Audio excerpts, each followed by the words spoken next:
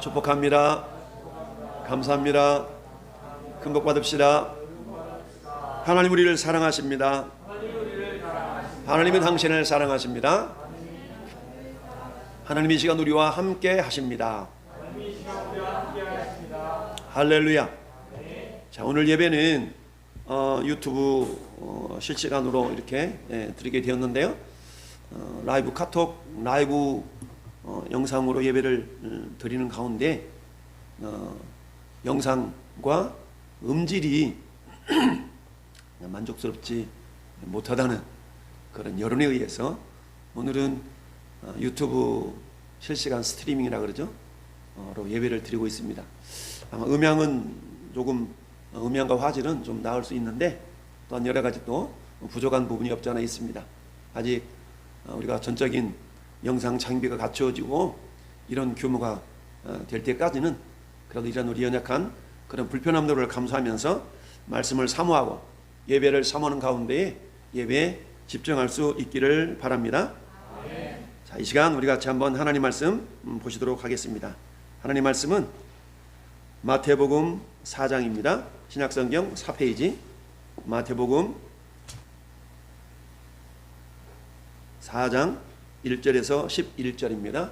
마태복음 4장 1절에서 11절 말씀 찾았으면 아멘 합시다. 자, 교독하도록 합니다. 제가 먼저 1절 읽겠습니다. 그때에 예수께서 성령에게 이끌리어 마귀에게 시험을 받으러 광야로 가사 40일을 밤낮으로 금식하신 후에 줄이신지라. 시험하는 자가 예수께 나와서 이르되 내가 만일 하나님의 아들이거든 명하여 이 돌들로 떡덩이가 되게 하라. 예수께서 대답하여 이르시되 기록되었으되 사람이 떡으로만 살 것이 아니 하나님의 입으로부터 나오는 모든 말씀으로 살 것이니라 했느니라 하시니 이에 마귀가 예수를 거룩한 성으로 데려다가 성전 꼭대기에 세우고 이르되 네가 만일 하나님의 아들이거든 뛰어내리라. 기록되었으되 그가 너를 위하여 그의 사자들을 명하시리니 그들이 손으로 너를 받들어 발이 돌에 부딪히지 않게 하리로다 하였느니라. 예수께서 이르시되 또 기록되었으되 주 너의 하나님을 시험하지 말라 하였느니라 하시니 마귀가 또 그를 데리고 지극히 높은 산으로 가서 천하 만국과 그 영광을 보여 이르되 만일 내게 엎드려 경배하면 이 모든 것을 내게 주리라. 이에 예수께서 말씀하시되 사탄아 물러가라. 기록되었으되 주 너의 하나님께 경배하고 다만 그를 섬기라 하였느니라. 이에 마귀는 예수를 떠나고 천사들이 나와 수종드니라. 아멘. 할렐루야. 자, 우리가 6월을 호국 보훈의 달이다라고 이야기를 하죠. 호국 보훈의 달. 저는 여러분들이 어린 시절에 적어도 40대 이상 되시는 분들은 우리가 초등학교, 중학교 시절에 유교가 되면, 유교 기념일이 되면 함께 불렀던 유교 노래가 있습니다. 요즘 학생들은 그 유교 노래를 거의 기억하지 못할 텐데요. 자, 유교 노래 1절 시작. 어찌 우리 조국을 원수들이 짓밟아 오던 날은 벤주먹 붉은 피로 원수를 막아내요. 뭐이 그 다음에 의분의 떤 날을 이제야가 불이 그날의 원수를 쫓기는 적의 물이 쫓고도 쫓아 원수 하나까지 쳐서 무찔러 이제야 빛내리 이 나라 이겨래. 할렐루야. 자, 우리 유교 노래를 어린 시절에 초등학교 때 지금도 이렇게 기억이 나요. 막 등하굣길에 불렀던 그런 생각이 납니다. 그런데 요즘은 이런 노래가 많이 불려지지 않고 또 기억하지도 못하죠. 우리 지금 중고등학교 다니는 그런 또 20대 청년들한테 북한이 남쪽으로 쳐들어온 거를 북침이라고 그러냐 남침이라고 그러냐 이렇게 물어보면 북침인지 남침인지 헷갈려가지고 북침이라고도 하고 남침이라고도 하고, 남침이라는 것은 남쪽으로 쳐들어왔다는 것을 남침이라고 그러죠.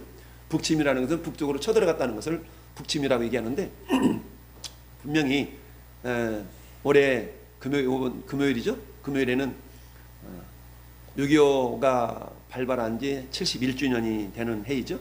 71주년. 여러분 6.25 사변을 통하여서 정말 많은 사람들이 죽었죠. 우리 동족 15만 명 이상이 또 목숨을 또 잃었고, 그리고 또 많은 우방국들이 우리나라에 와서 정말 땅도 낯설고 말도 낯설은 곳에 와서 많은 사람들이 희생을 당했죠. 가장 많이 희생당한 나라가 미국이었죠. 약 3만 5천 명의 미국 군인들이 순교 아닌 목숨을 잃었고요. 그리고 엄청난 많은 이산 가족들이 또 발생하게 되었습니다. 작년 7월 기준으로 13만 3천 명이 여전히 살아서 이산 가족 상봉을 위하여 신청을 했는데, 그 가운데 대부분이 다 이제 죽고 약 5만 명 정도만 지금 남아있다라고 통계를 보여주고 있습니다. 여러분 70년이 지난 지금 우리가 남과 북의 경제적인 차이가 현격하게 나타나고 있지만, 막 분단이 된 그 시절 마치 60년 70년대까지만 해도 북한이 우리나라보다 모든 면에서 우월한 그런 상태를 가졌던 시절이 있었습니다. 그러나 우리가 박정희 대통령을 통하여서 경제적인 번영을 이루는 그 기초가 마련이 되어지면서, 그리고 여러 우리 공화국이 거치면서 오늘날 전 세계 12대국의 어떤 그 반열에 들어갈 수 있는 그런 나라가 되었죠. 자, 이런 모습을 보면서 전쟁의 상처는 다 아물었지만, 그러나 외적인 상처는 아물었지만 여전히 내적인 마음속에 아물지 않는 그런 상처들이 있는 걸 보게 됩니다. 여전히 또 우리나라는 남북이 분단된 상황 가운데서도 또 우리 남쪽에 있는 우리 민족들끼리도 우리 한민족 자체도 정말 어떤 사상적인 또 분란 때문에 많은 어려움들이 있는 것이 또한 사실입니다.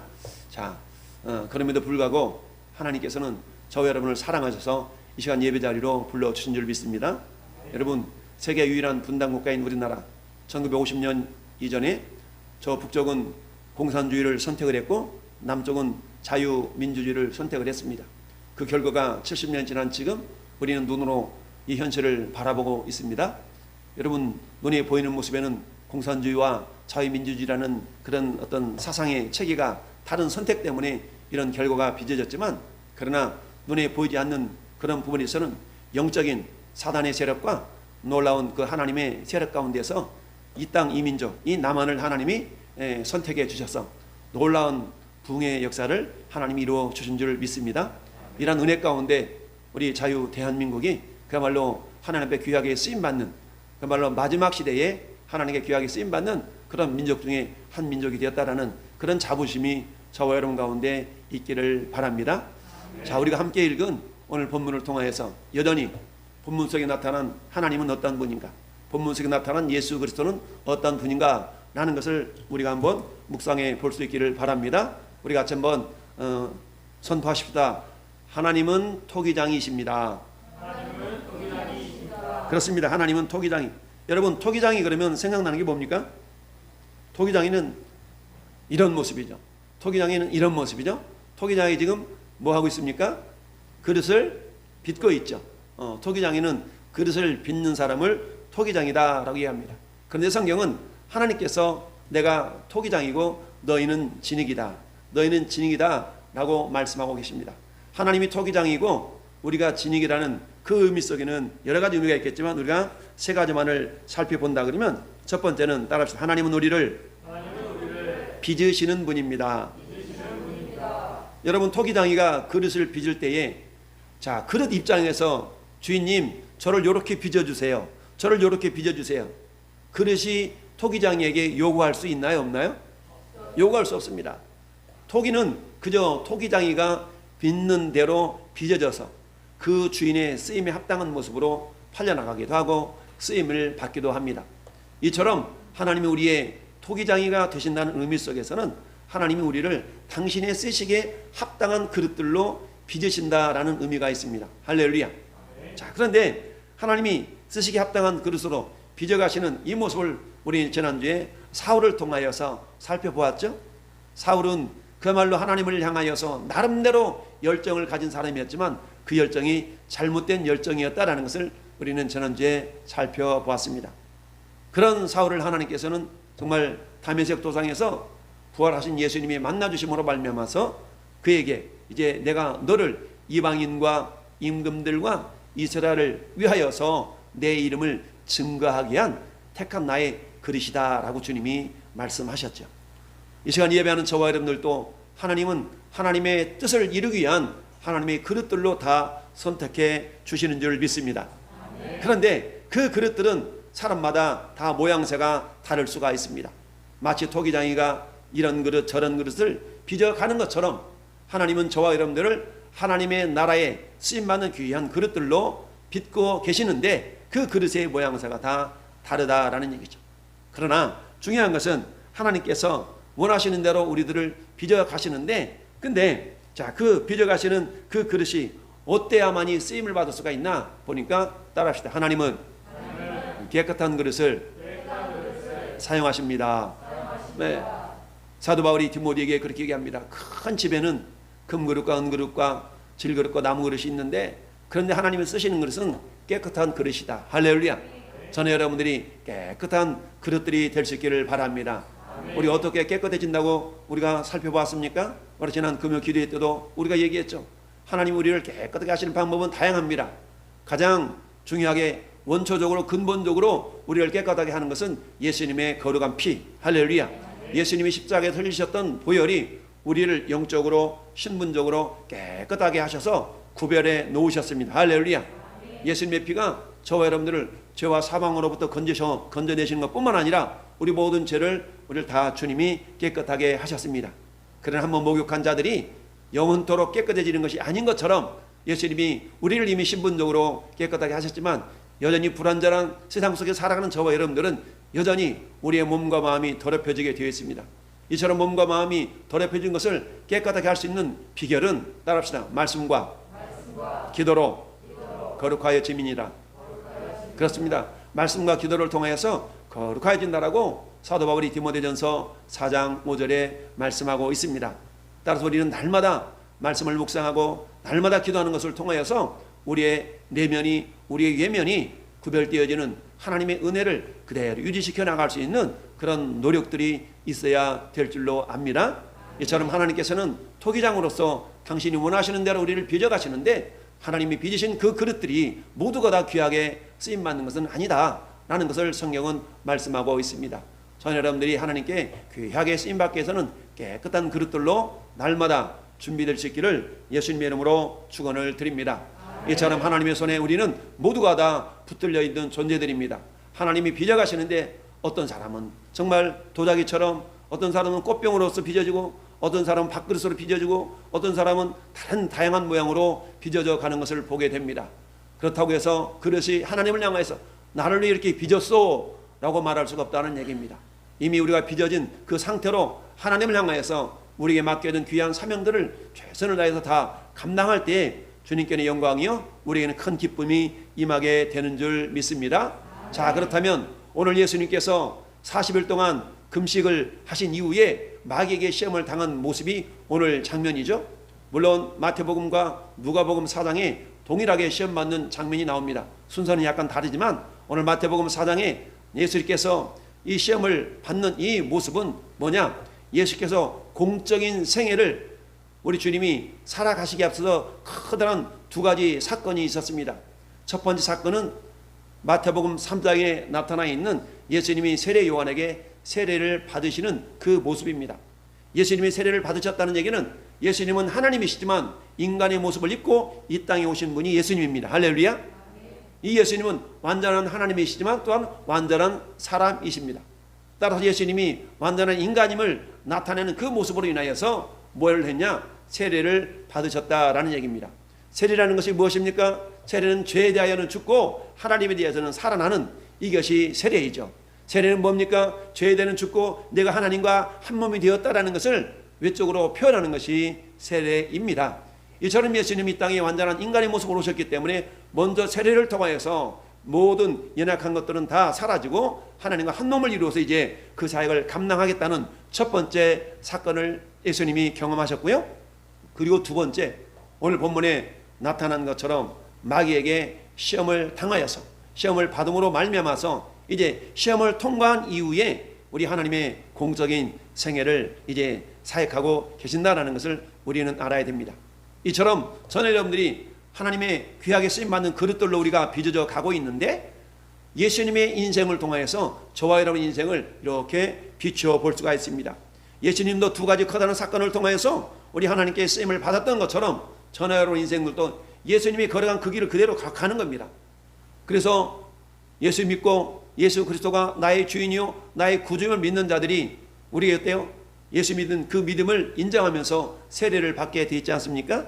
세례라는 것은 내가 죄에 대해는 죽고 예수님과 한 몸이 된 자입니다 라는 것을 외적으로 표현하는 것이 세례이죠. 두 번째는 내가 아무리 세례 받았다 할지라도 곧바로 하나님께 쓰임받는 것이 아니라 두 번째는 예수님께서 금식하신 이후에 마귀에게 세 가지 시험을 받았던 것처럼 저나 여러분들도 하나님께 귀하게 쓰임을 받기 위해서는 이 시험을 통과해야만 됩니다. 할렐루야. 이처럼 예수님이 당하신 세 가지 시험은 곧 저와 여러분을 향한 세 가지 시험과 동일하다는 것을 기억하면서 이 세 가지 시험을 우리가 잘 이겨내어서 우리 하나님께 귀하게 쓰임받으며 하나님의 영광을 함께 누리는 주인공들이 될 수 있기를 바랍니다. 자, 그러면 첫 번째 사람을 향한 세 가지 시험 가운데 첫 번째 시험은 우리 오늘 본문에 보니까 자 2절 같이 한번 읽읍시다. 2절 시작. 40일을 밤낮으로 금식하던 후에 줄이신지라. 아멘. 여러분 40일을 금식하고 줄였어. 야, 여러분 40일 아니 여러분 일주일 동안 굶어 보셨나요? 저는 40일 금식을 못 해봤어요. 일주일은 해봤는데 40일은 못 하겠더라. 이것도 하나님의 은혜가 전적으로 임해야만이 하는 거지. 그래서 금식기도 잘못하다가 죽어간 사람들이 많거든요. 그렇기 때문에 자기 의로움으로 금식하려고 하면 안 되고 하나님의 강권적인 역사로 말미암아 금식도 할 수 있어야 됩니다. 자, 그래서 오늘 예수님이 40일 동안 정말 광야에서 줄이신 이후에 가장 먼저 생각나는 게 뭐였겠어요? 무엇을 먹을까? 무엇을 마실까? 이거 아니었겠어요? 보통 여러분 하루 이틀 굶어 보세요. 야, 먹을 것이 앞에서 부엌에서 맛있는 냄새가 나도 침이 꼴딱꼴딱 넘어가고 이런 모습일진데 여러분 40일을 굶었으니까 마귀는 우리를 시험하는 자거든요. 우리를 유혹하는 자. 여러분 하나님은 마귀를 통해서도 우리를 시험하시고요. 하나님은 천사를 통해서도 우리를 시험하시고요. 하나님 우리를 시험하는 통로는 다양합니다. 하나님은 내 옆에 있는 가장 친한 내 남편을 통해 내 아내를 통해서 내 동료를 통해서도 하나님 우리를 시험하세요. 그리고는 어때요? 환경을 통해서도 하나님 우리를 시험하십니다. 물론 이 시험이라는 것은 테스트냐 미혹이냐 여러 가지 해석할 수가 있지만 이 모든 것들을 다 우리가 총칭해서 시험이라고 했을 때에 하나님은 우리를 시험하시게 됩니다. 근데 그 시험을 전체적으로 이렇게 들여다보니까 크게 세 가지의 시험이더라. 세 가지 범주에 다 속하더라 라는 이야기입니다. 첫 번째 시험은 따라합시다. 육신의 정욕. 육신의 정욕을 이겨내야 되는 시험이 있습니다. 이건 어찌 보면 가장 원초적이고 가장 본질적인 시험이다라고 말할 수가 있습니다. 이 원초적인 이 시험인데 그래서 육신의 정욕이라고 표현할 수 있습니다. 이 육신의 정욕적인 시험은 가장 본질적이고 원초적인 시험인데요. 이것은 따라서 육체적인 시험. 자, 물질적이고도 육체적인 시험을 말하고 있습니다. 자, 그 시험의 내용을 보니까 자, 3절 같이 한번 합독합니다. 시험하는 자가 예수께 나와 이르되 네가 만일 하나님의 아들이거든 명하여 이 돌들로 떡덩이가 되게 하라. 아멘. 여러분 40일 굶었으니까 가장 생각나는 것이 먹는 거 아니겠어요? 마귀는 우리의 가장 연약한 점을 비집고 들어와서 우리를 시험합니다. 따라서 저는 여러분들이 내 연약함, 내 약점이 무엇인가를 여러분 스스로가 잘 분별할 수 있어야 됩니다. 그리고 그 약점을 우리는 항상 말씀으로 성령의 능력으로 보완할 수가 있어야 돼요. 그럴 때에 마귀가 시험한다 할지라도 그것을 이겨낼 수가 있습니다. 위크 포인트라고 그러죠. 가장 약점.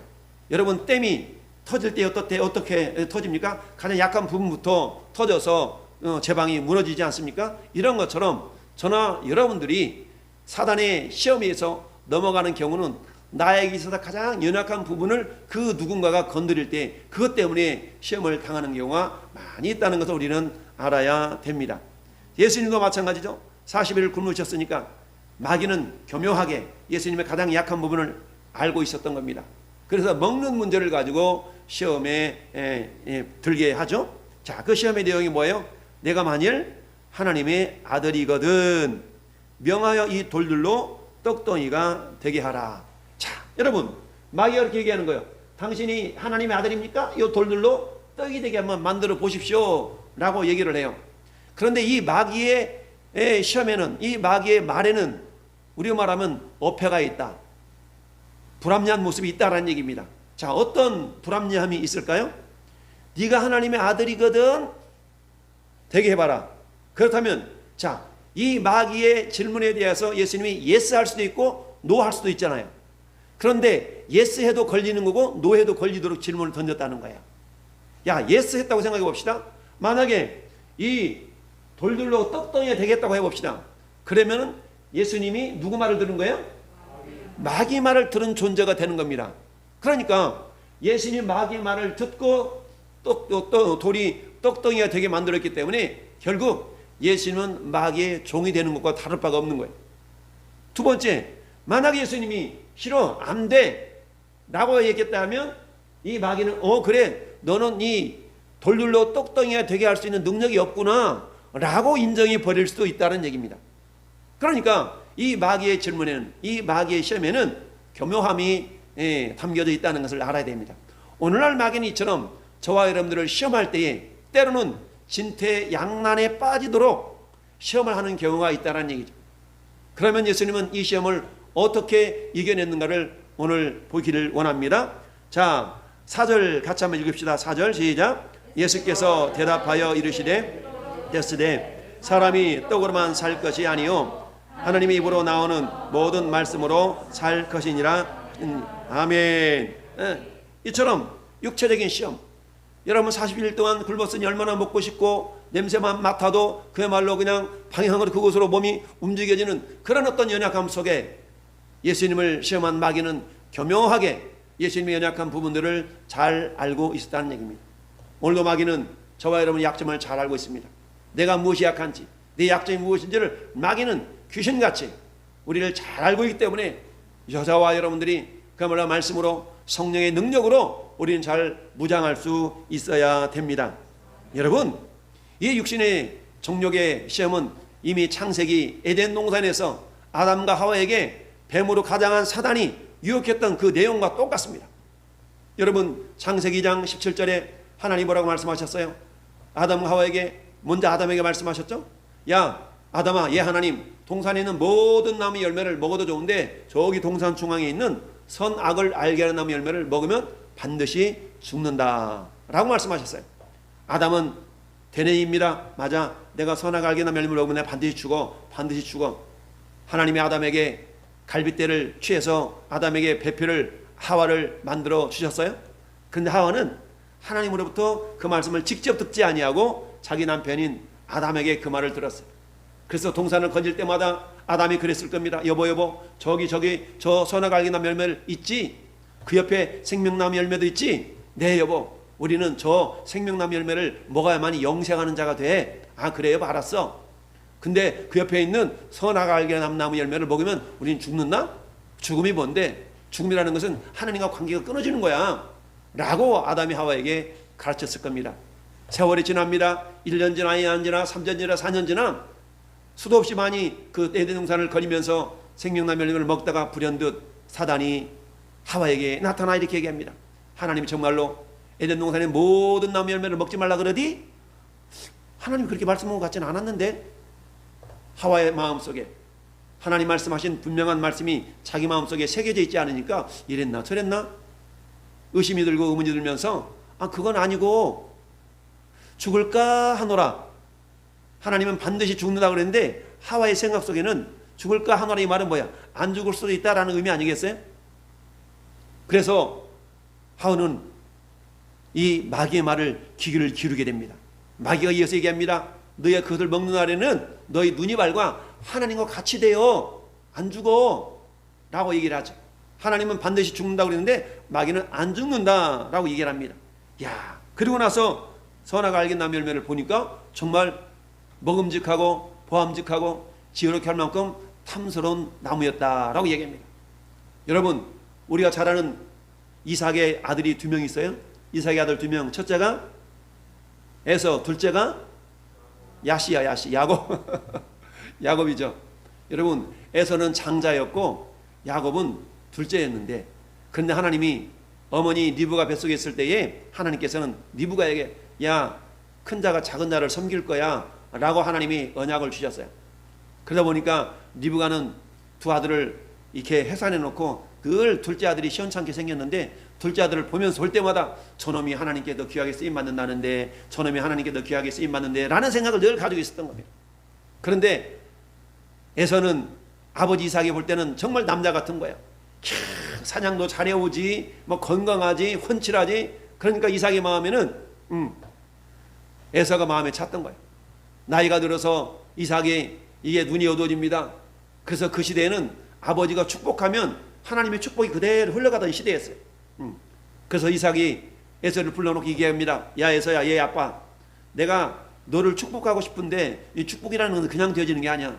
내가 마음이 감동이 돼야 되는데, 네가 잡아온, 사냥해서 잡아온 그 짐승으로 요리를 해가지고 오면 내가 그걸 먹고 너를 많고 축복해 줄게 라고 합니다.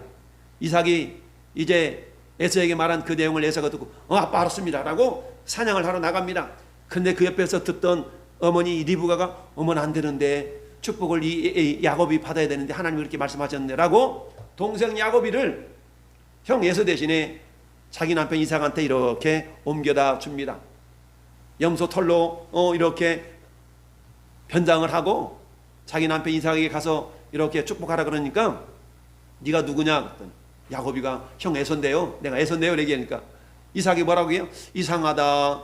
이미 형 옷을 입혀가지고 이 엄마 리브가가 남편에게 둘째를 데리고 왔는데 목소리는 에서인데 냄새는 목소리는 야곱인데 냄새는 형 냄새 나네? 이렇게 하면서 결국 야곱에게 축복을 해주고 말아요.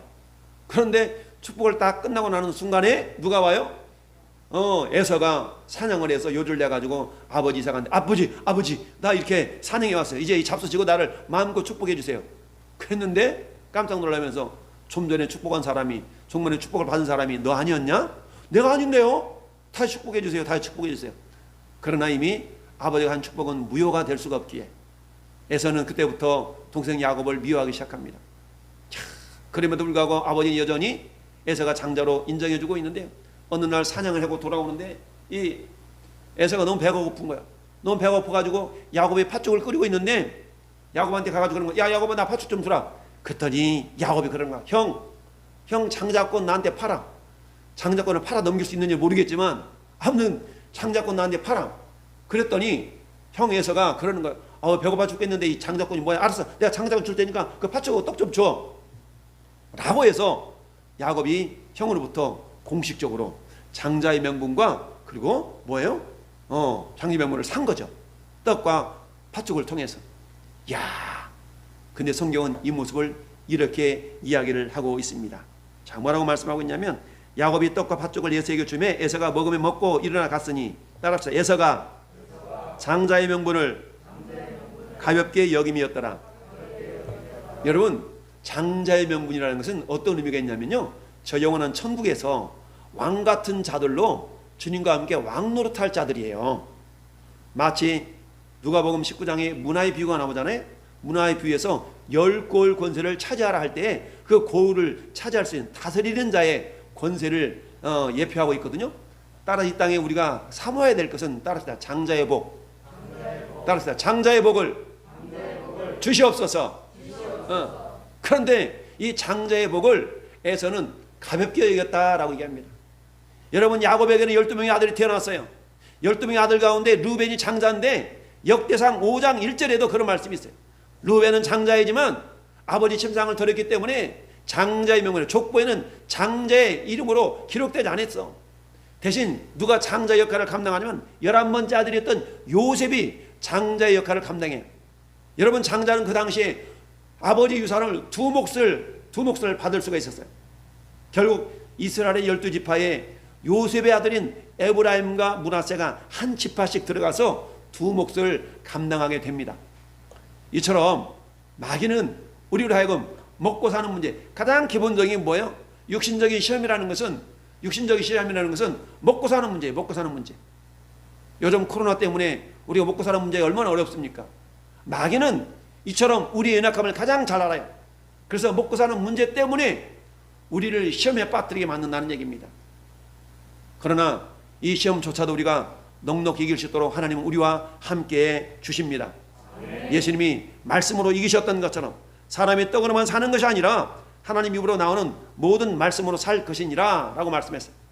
그러자 마귀가 이게 보통 얘기가 아니네? 라고 하면서 잠시 떠나는 것 같지만 다시 두 번째 시험을 행하기 시작합니다. 여러분, 두 번째 시험이 뭡니까? 두 번째 시험은 이생의 자랑입니다. 자, 두 번째 시험은 첫 번째는 육체적인 시험이 있다면 두 번째 시험은 따라서 정신적인 시험. 정신적인 시험이에요. 정신적인 시험. 여러분, 자, 5절 한번 같이 읽어볼까요? 이에 마귀가 예수를 거룩한 성으로 데려다가 성전 꼭대기에 세우고, 성전 꼭대기에 세웠어. 우리 어릴 적 놀았던 놀이 중에 이런 놀이가 있어요. 저 밭이면 이렇게 계단이 되어 있는 그 밭에서 뛰어내리는 그런 경기를 했던 것이 아직도 기억이 나요. 야, 너 여기서 뛰어내릴 수 있어? 한번 뛰어내려봐. 이런 그래서 우쭐해지는 그런 어떤 모습들이 있었는데요. 근데 형아들은 잘 뛰어내리는데 어린아이들은 요만한 그 뚝방이라고 그러죠? 어찌나 높은지. 그러다가 나도 뛰어내릴 거야. 그러다가 막 발이 접질리기도 하고 삐기도 해서 고생했던 그런 경험들이 있는데, 마귀가 예수님을 성전 꼭대기에 탁 올려놓고 그러는 거야. 마귀가 그러는 거야. 예수, 네가 말씀으로 나를 이겼지? 근데 성경에 이런 말도 있더라. 그러면서 6절에 같이 읽어봅시다. 6절 시작. 이르되 내가 만일 하나님의 아들이거든 뛰어내리라. 기록되었을 때 그가 너를 위하여 그의 사자들을 명하시리니 그들이 손으로 너를 받들어 발이 돌에 부딪히지 않게 하리라 하였느니라. 아멘. 여러분, 자, 마귀가 예수님한테 뛰어내려봐. 야, 성경에 보니까 하나님께서 천사들을 명해서 발이 땅에 떨어지지 않도록 하던데? 이 말은 무슨 말입니까? 너 말씀 믿어? 당연히 믿지. 그래, 그럼 뛰어내려봐. 말씀이 그렇게 돼 있잖아. 이렇게 하고 있는 겁니다. 그런데 마귀가 인용한 이 말씀에는 오류가 있어요. 어떤 오류가 있냐면, 성경 원문에는 자, 시편 91편 11절 12절을 인용한 건데요. 자, 11절 12절을 제가 읽어드리면 이렇습니다. 그가 너를 위하여 그의 천사들을 명령하사 내 모든 길에서 너를 지키게 하심이라. 그들의 손으로 너를 붙들어 발이 돌에 부딪히지 않게 하리로다. 이 말씀인데 마귀는 뭘 빼먹었냐면 내 모든 길에서 너를 지키게 하심이라. 요 구절을 딱 빼고 그리고 딱 붙여버리니까 뛰어내릴 때에 마치 발이 땅에 부딪히지 않도록 지켜주시겠다는 말로 오해를 할 수 있도록 인용을 한 겁니다. 이걸 통해 우리가 알 수 있는 것이 뭐냐면 마귀도 말씀을 인용을 해요. 마귀도 말씀을 인용을 하는데 우리가 말씀을 어설프게 알면, 말씀을 제대로 알지 못하면 마귀가 드미는 그 말씀에 우리는 속아 넘어갈 수 있다는 얘기입니다. 그런데 예수님 어때요? 말씀에 대해서 정확히 알고 계시는 분이죠. 그래서 7절에 예수께서 이르시되 또 기록되었을 때 주 너의 하나님을 시험하지 말라 하였느니라 하시니, 주 너의 하나님을 시험하지 말아라. 이 말씀은 어떤 말씀입니까? 이 말씀은 신명기 6장 16절의 말씀을 인용한 것이죠. 너희가 마사에서 시험한 것 같이 너희 하나님 여호와를 시험하지 말고 너희 하나님 여호와께서 너희에게 명하신 명령과 규례와 증거를 삼가 지켜라 라고 말씀하고 있습니다. 예수님이 다시 한번 정확한 말씀을 인용을 해서 마귀를 물리쳐 이기신 것입니다. 할렐루야.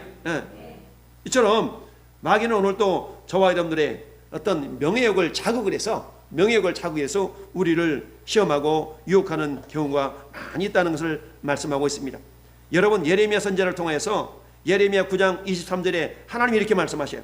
여호와께서 이와 같이 말씀하시되 지혜로운 자는 그 지혜를 자랑하지 말며 용사는 그 용맹을 자랑하지 말고 부자는 그 부함을 자랑하지 말아라. 너희들이 자랑할 것이 있다. 저나 여러분들이 자랑할 것이 있는데 그 자랑은 뭘 자랑하냐? 따라합시다. 명철하여 하나님을 아는 것과 여호와는 사랑과 정의와 공의를 행하는 자인 줄을 깨닫는 것을 자랑하라는 얘기입니다. 할렐루야. 여러분, 마귀가 어떤 시험을 할지라도 여러분이 자랑할 것은 뭘 자랑하라고요? 나는 하나님을 안다 이거죠. 하나님은 그런 분이 아니야. 하나님은 그럴 분이 아니야. 나는 것을 자랑하라는 얘기입니다. 할렐루야. 어떤 시련과 역경과 환난 가운데서도 하나님은 그러실 분이 아니야 라고 우리가 담대하게 그 하나님의, 여러분이 경험한 하나님을 자랑할 수 있기를 바랍니다. 또한 뿐만 아니라 사도 바울은 갈라디아서 6장에서 뭐라고 고백하고 있습니까? 사도 바울은 이렇게 얘기합니다. 그러나 내게는 우리 주 예수 그리스도의 십자가 외에 결코 자랑할 것이 없나니. 할렐루야. 사도 바울은 예수님의 십자가만을 자랑한다고 그랬습니다. 여러분, 무엇을 자랑하렵니까? 여러분 자식들이 출세한 거 자랑하렵니까? 여러분 남편이 성질한 거 자랑하렵니까? 물론 이런 것들도 자랑거리가 될 수가 있지만, 그러나 사도 바울은 이 모든 것들을 배설물로 여겼다고 그랬어요. 전에 여러분들이 자랑할 것은, 따라합시다. 예수님을 자랑하자. 예수님의 십자가를 자랑하자. 하나님을 경험한 것을 자랑하자. 하나님을 아는 것을 자랑하자. 그래요. 여러분, 하나님 어떻게 알 수 있습니까? 너희는 여호와의 선하심을 맛보아 알지어다 라고 성경은 말씀하고 있습니다. 할렐루야. 맛을 본다는 것은 경험한다는 거 아니겠습니까? 여러분, 하나님을 경험할 수 있기를 바랍니다. 여러분, 올 한 해 동안 성경을 묵상하고 통독하는 가운데, 또한 여러분 또 큐티를 통하여서 말씀을 묵상하는 가운데, 할렐루야, 우리 하나님을 경험할 수 있습니다. 하나님의 말씀을 통하여 만나는 겁니다. 할렐루야. 이전에는 성경 읽을 때마다 검정 건 글씨요 흰 건 종이었는데, 어느 날 성경 읽을 때에 불현듯 검정 글씨가 살아서 나에게 말씀으로 다가오는 것을 여러분들이 경험할 때가 있어요. 할렐루야. 이걸 뭐라고 얘기합니까? 하나님을 안다라고 표현하는 겁니다. 이 하나님을 아는 것을 자랑할 수 있는 저와 여러분들이 될 수 있기를 예수님의 이름으로 축원을 드립니다. 아멘. 그렇습니다. 십자가 외에 결코 자랑할 것이 없다라고 이야기를 합니다. 여러분, 마귀는 우리에게 이 땅에서 여러 가지들을 자랑할 수 있도록 우리를 부추깁니다. 헛된 허영심을 부추깁니다. 헛된 허영심을 부추기다 보니까 뭡니까? 좀 더 큰 거, 멋진 거, 아름다운 거, 이런 것들을, 야, 적어도 네가 누군데, 너는 그럴 뿐이야, 그럴 사람이 아니잖아, 너가 누군데, 자기 자신이 명예욕을 이렇게 부추기면서 교만하도록, 교만은 멸망의 선봉이라고 성경이 말씀하고 있는데 그렇게 유혹을 하고 있습니다. 그래서 예수님은 또한 이것조차도 말씀으로 물리쳐 이긴 것을 보게 됩니다. 할렐루야. 자, 세 번째 시험이 있습니다. 첫 번째가 육체적 시험이요, 두 번째가 정신적 시험이라면 세 번째 시험은 어떤 시험이라고요? 세 번째 시험은 안목의 정욕. 안목의 정욕은 따라합시다. 신앙적인 시험, 영적인 시험. 그렇습니다. 여러분 보세요. 자, 첫 번째 시험, 돌률로 똑똑히 되게 해라. 육신적인 연약함을 교묘하게 비집고 돌아서 하는 시험입니다. 두 번째 시험, 여기서 뛰어내려봐. 천사된 자를 받들어 줄 거야. 말씀을 교묘하게 짜집기 해서 이 예수님을 시험에 빠뜨리게 했던 이 모습. 그러나 이 모습도 예수님은 말씀으로 이기셨어요. 우리가 말씀을 제대로 알지 못하면 시험에 들어간다는 얘기요. 세 번째는 뭡니까? 천하만국의 모든 영광을 보여주며 나에게 엎드려 경배하면 이걸 너한테 줄게. 야, 이거 너한테 줄게라고 말합니다. 여러분, 마귀한테 경배한다는 얘기는 뭐겠습니까? 예배의 대상이 하나님으로부터 마귀에게로 옮아가도록 네가 한다 그러면 모든 거 다 줄게. 여러분, 슬프게도 서글프게도 고등학교 학생들한테 설문조사한 결과가 있습니다. 그 내용은 너에게 얼마를 주면 살인을 할 수 있겠냐, 얼마를 주면 살인할 수 있겠냐라는 그런 설문 아닌 설문을 한 적이 있는데, 적어도 나한테 10억이 생긴다면 사람을 죽일 수 있겠다라는 그런 설문조사가 결과가 나타난 것을 본 적이 있습니다. 이처럼 10억이면 사람도 죽인다는 거예요.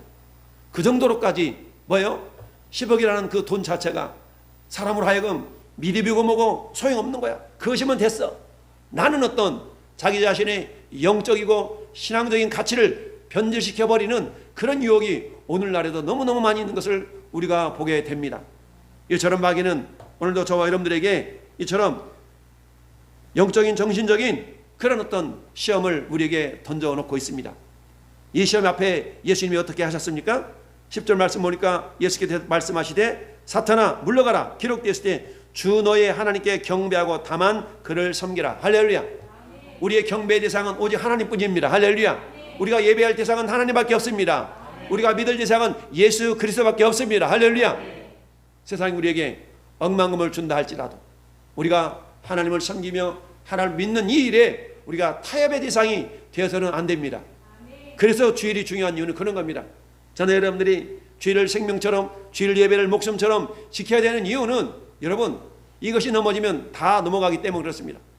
물론 육체적인 시험도 쉽지는 않습니다. 그러나 육체적인 시험은 가장 본질적인 시험이에요. 그러나 이 육체적인 시험이 지났다고 해서 끝난 것이 아니라 우리 정신적인 시험이 우리에게 다가올 수 있습니다.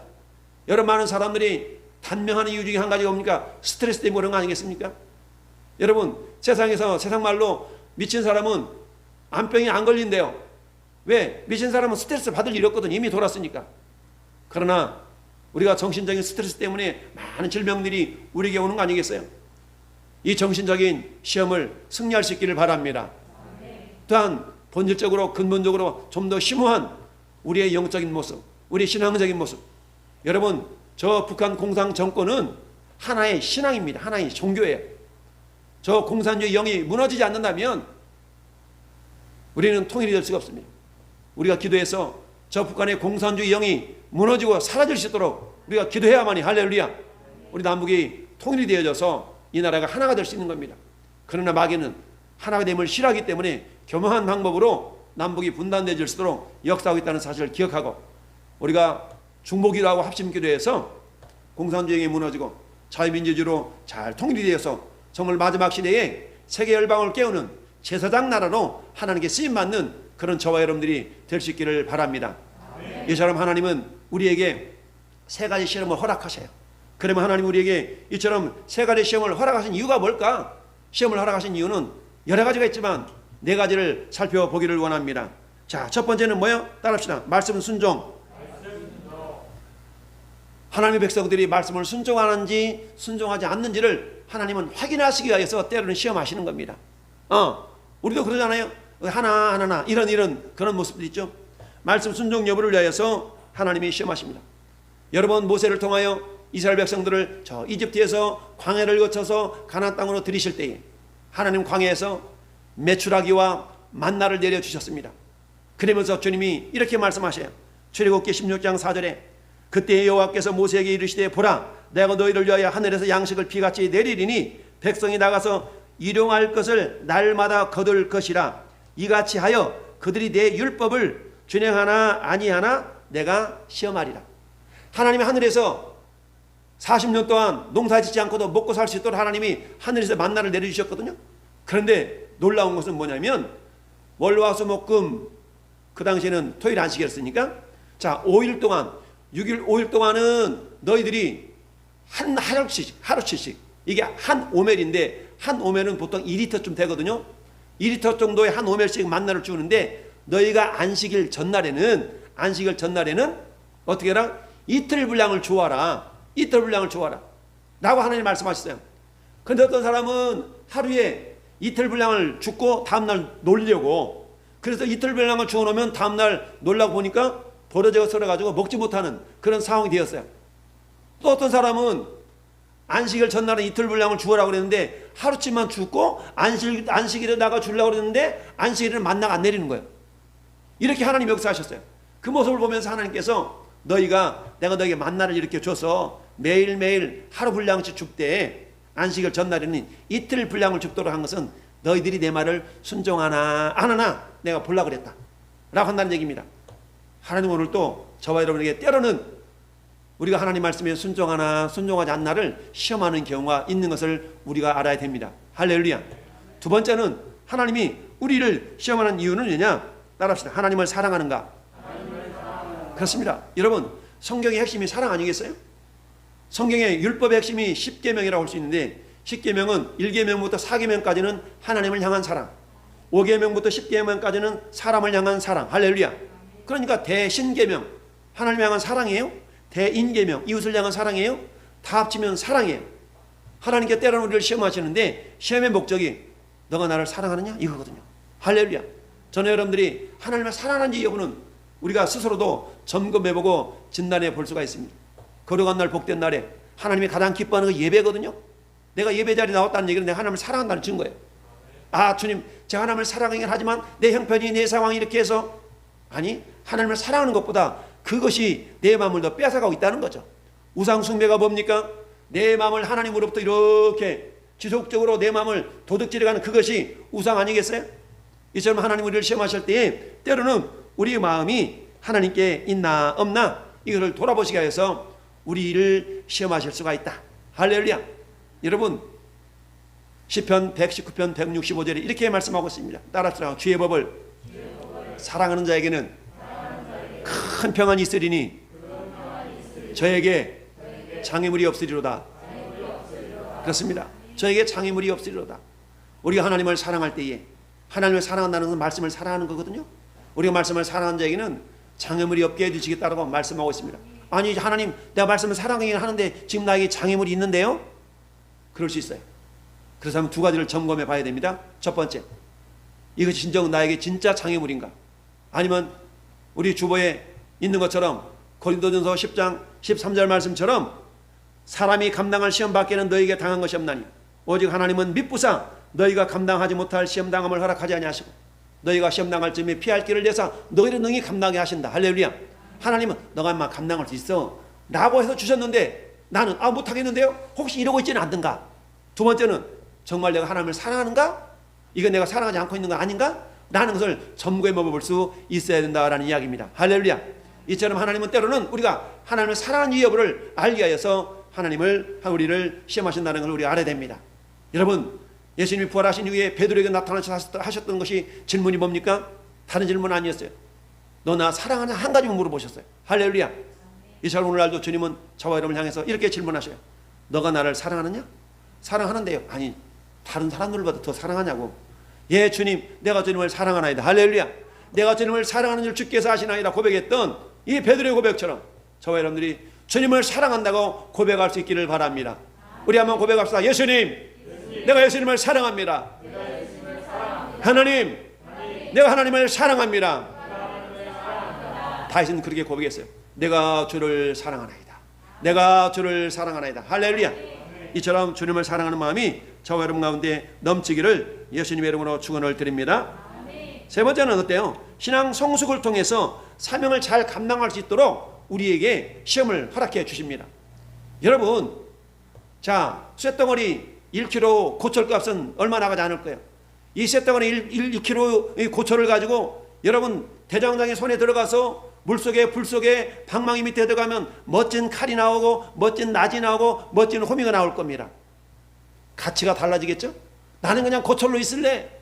그러면은 1,000원어치 가치라면 이 고철이 불속에 물속에 방망이 속에 들어가서 빚어질 때에 이 고철의 가치는 1,000만 원도 될 수가 있는 겁니다. 할렐루야.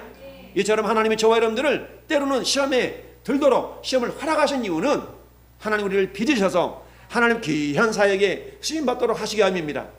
여러분 스스로가 나 요즘 시험 받는 것 같아. 나 요즘 시험 받는 것 같아. 이런 생각이 들거들랑 하나님 나를 빚고 계시는구나. 하나님 나를 빚어가고 계시는구나. 더 귀하게 쓰시려고 너를 빚어가고 계시는구나. 그렇다면 이 시험을 내가 이겨야지. 할렐루야. 나는 믿음의 결단이 있기를 바랍니다. 네 번째, 하나님이 우리를 이처럼 시험하시는 이유는 다른 게 아닙니다. 따라서 복받을 그릇. 복받을 그릇을 준비하도록 하시기 위함입니다. 여러분, 복을 받을 그릇이 준비되었나요? 하나님은 신명기 28장 1절에 그렇게 12절에 그렇게 말씀합니다. 내가 하늘의 아름다운 보고를 내가 열으사. 할렐루야. 하나님의 아름다운 하늘의 아름다운 보물창고를 열었다는 거예요. 그 보물창고의 복을 누가 받을 것인가? 그건 다른 사람이 아니라 신명기 28장 1절에 하나님 말씀을 샤마샤마하는 자, 경청하고 경청하는 자. 할렐루야. 이런 자는 어때요? 어떤 시험이 와도 그 시험을 능히 이기는 자가 된다는 사실입니다. 할렐루야. 그 시험을 능히 이겨서 하나님 우리에게 주시기를 원하시는 놀라운 복을 받아 누리는 주인공들이 될 수 있기를 바랍니다. 이처럼 이 시험을 우리가 이런 시험의 목적이 있는데 그렇다면 시험을 이겨야 될 거 아니겠어요? 시험을 이기기 위해서는 우리에게 필요한 건 세 가지입니다. 따라합시다. 믿음. 어떤 믿음입니까? 말씀에 대한 믿음입니다. 말씀은 7,000가지 이상의 약속이 있어요. 이 약속을 내가 믿음으로 받아들이는 겁니다. 맞아, 하나님은 옳지. 맞아, 하나님은 그리심이 없지. 맞아, 하나님은 신실하시지. 이 약속의 말씀을 내가 부여잡고 그 말씀대로 내가 겸손하게 순종해 나갈 때에 하나님 그 믿음을 통하여서 우리를 하여금 시험을 이기도록 역사하신다라는 사실입니다. 여러분, 마리아가 천사 가브리엘에게 마리아에게 나타났어요. 마리아여, 너는 복받은 여다. 무슨 복이요? 너에게 예수가 태어날 거야. 나는 사내를 알지 못하는데요. 내가 어떻게 결혼 안 했는데 애를 난다고 그래요. 처녀가 애를 낳으면 그 당시에는 도래마다 죽을 상황이었어요. 천사가 마리아를 설득시킵니다. 하나님의 지극하신 성령께서 너와 함께 하셔서 너가 태어날 사람은 예수인데 너를 통해서 하나님이 예수님이 오도록 하고 싶으셔. 안 돼요. 나 도래마다 죽어야 돼요. 아니, 너를 통해 하나님께 너를 구별하셨다니까. 너가 그런 통로가 되기를 원하셔. 마리아가 마침내 누가복음 1장 38절에 따라합시다. 주의 여종이 오니 그 말씀이 내 안에서 이루어지기를 원합니다. 그러자 가브리엘이 그 소리를 듣고 떠나갔다고 그랬어요. 할렐루야. 전에 여러분들 하나님 오늘 또 말씀으로 시험하실 때에 그 말씀을 우리가 믿음으로 받아서 할렐루야 아멘 할 때에 하나님의 놀라운 역사하심이 나타나게 될 줄로 믿습니다. 아멘. 두 번째는 무엇으로 이길 수 있어요? 하나님을 사랑함으로 이기는 겁니다. 여러분, 사랑은 허다한 죄를 덮는다. 사랑은 하나님 어떤 힘과 능력도 다 이길 수 있습니다. 여러분, 고린도전서 13장에 보면 사랑장이 나오지 않습니까? 사랑은 모든 것을 참으며 모든 것을 견디며 모든 것을 이기느니라. 할렐루야. 아멘. 여러분, 그 사랑 어떤 사랑이에요? 남녀가 간에서 사랑하면 여러 가지 트러블을 다 이겨내는 것처럼 우리가 하나님을 사랑할 때에 하나님은 우리로 하여금 어떤 시험과 역경과 시련이 만날지라도 그것을 넉넉히 이기도록 역사해 주시는 분입니다. 할렐루야. 아멘. 주님을 사랑하면 그 사랑의 힘으로 이깁니다. 할렐루야. 아멘. 우리가 주님을 사랑하고 있는가 매 순간순간마다 점검할 수 있기를 바랍니다. 세 번째는 뭘로 이길 수 있어요? 하늘의 소망으로 이깁니다. 따라서 하늘의 소망으로 시험을 이긴다. 자, 여러분, 늘 우리가 인용하는 말씀 디모데후서 4장 6절 7절. 여러분, 디모데는 그 전 인생을 7절 8절에 어떻게 고백하고 있습니까? 따라합시다. 나는 선한 싸움 싸우고 달려갈 길을 마치고 믿음을 지켰다. 여러분, 우리의 마지막 때가 이런 고백이 있기를 바랍니다. 나는 선한 싸움 싸웠어. 오만 가지 싸움을 싸울 그런 기회가 있지만 그런 싸움은 내가 다 포기하고 지고 오직 선한 싸움만 싸웠다. 어떻게 하면 하나님께 쓰임받을 것인가, 여기에 대한 싸움만 했다는 얘기입니다. 할렐루야. 그리고 어때요? 달려갈 길을 마쳤어요. 우리 신앙은 마라톤과 같아요. 도중에 포기해버리면 안 됩니다. 여러분 주변에 전도하다 보면 믿음을 저버린 사람들이 얼마나 많습니까? 나도 왕년에는 이랬어, 나도 옛날에는 이랬었던 사람이 얼마나 많습니까? 그러나 중요한 것은 now, here, 지금 현재 당신의 믿음의 상태는, 당신과 하나님의 관계는 어떻습니까? 도중에 포기하지 않는 이 믿음을 하나님 우리에게 요구하시는데, 할렐루야. 이것은 다른 게 아닙니다. 하늘의 소망이 있을 때 사도 바울이 이어서 고백합니다. 이제 나를 위하여서 의의 면류관이 예배되었은즉, 할렐루야. 여러분, 의의 면류관이 뭡니까? 하늘의 상급입니다. 근데 그것은 나만을 위한 것이 아니라 주님의 나타나심을 사모하는 모든 자에게도니라. 할렐루야. 다시 오실 주님을 사모하는 모든 자에게도 이 의의 면류관이 예배되었노라고 성경은 말씀하고 있습니다. 여러분, 하늘의 소망을 바라볼 수 있기를 바랍니다. 하늘의 영광을 사모할 수 있기를 바랍니다. 여러분, 계시록 2장 3절은 아시아의 7교회에 대한 이야기가 나옵니다. 아시아 7교회에 우리 주님이 마지막으로 당부하는 것이 있어요. 이기는 자에게는 하나님이 많은 교회 성도들이 있지만 이기는 자에게만이 하나님의 영광을 경험할 수 있노라고 성경은 말씀하고 있습니다. 여러분, 이기는 자에게는 하나님 나라의 성전이 기둥이 되게 하겠다. 이기는 자에게는 하늘나라에 있는 생명책에 기록되게 하겠다. 하늘나라에 있는 생명나무 열매를 먹게 해주겠다. 할렐루야. 누구에게요? 이기는 자에게는. 여러분, 그래서 우리 2021년 교회 표가 뭡니까? 믿음과 소망과 사랑의 견고한 틀을 채우자라는 그런 표 아닙니까? 이런 믿음이, 이런 모습들이 죄를 향한 믿음과 죄를 향한 사랑과 주님이 허락하신 소망을 품는 자에게만이 어떤 시험이 온다 할지라도 그 시험을 넉넉히 이기는 자가 되는 줄을 믿습니다. 아멘. 이 시험을 우리가 이길 때에 하나님 반드시 우리에게 큰 은혜로 복으로 역사해 주실 줄을 믿습니다. 아멘. 우리 같이 마지막으로 한번 이 말씀을 우리 한번 고백하며 선포함으로 말씀을 맺도록 하겠습니다. 시작. 이기는 자는 하나님이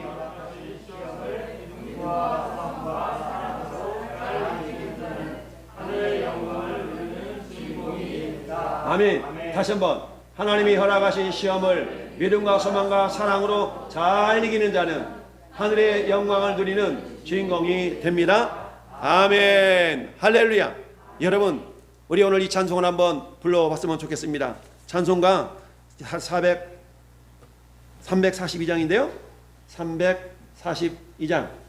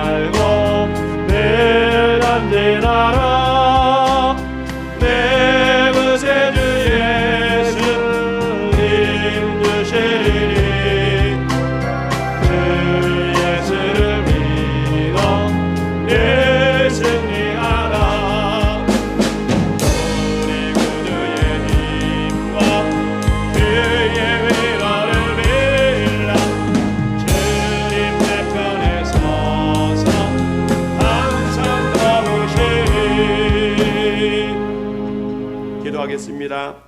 이제는 우리를 영만 죄악 가운데서 구원하여 주신 우리 주님 예수 그리스도의 은혜와 시험을 이기는 자들을 위하여 하늘의 상을 준비해 놓으신 아버지 하나님의 크신 사랑하심과 여러 가지 시험을 이기도록 믿음을 더하시는 성령님의 내주교통 감화감동 역사하심이 시험을 이기는 자 되어 하늘의 상을 받아 누리기를 소망하는 우리 모든 성도들 머리 위에와 이 나라의 민족의 영원토록 함께 있을지어다.